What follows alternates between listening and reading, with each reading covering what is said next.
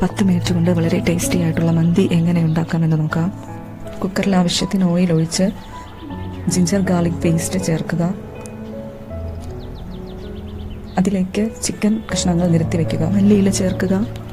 സവാള പൊടിയായി അരിഞ്ഞത് 1/2 cup, 1/4 cup തക്കാളി അരിഞ്ഞത്, 4 പച്ചമുളക്, മന്തി മസാല 2 ടേബിൾ സ്പൂൺ, മഞ്ഞൾപ്പൊടി 1/2 ടീസ്പൂൺ, 2 ടേബിൾ സ്പൂൺ കാശ്മീരി മുളക് പൊടി, 1/2 ടീസ്പൂൺ കുരുമുളക് പൊടി.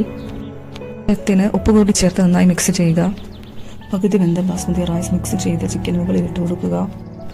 അതിന് മുകളിലായി അല്പം നെയ്യ് ചേർത്ത് കൊടുക്കുക. മഞ്ഞൾപ്പൊടി കലക്കിയ വെള്ളം ഒഴിച്ചു കൊടുക്കുക.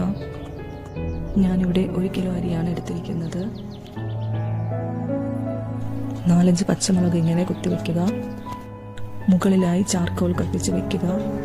കുക്കർ അടച്ചതിന് ശേഷം ഒറ്റ വിസിലിൽ വേവിച്ചെടുക്കുക. സിമ്പിൾ ആൻഡ് ടേസ്റ്റി ആയിട്ടുള്ള മന്തി ഇവിടെ റെഡി ആയിട്ടുണ്ട്. വളരെ പെട്ടെന്ന് തന്നെ ഉണ്ടാക്കാൻ പറ്റിയ ഒരു മന്തിയാണിത്.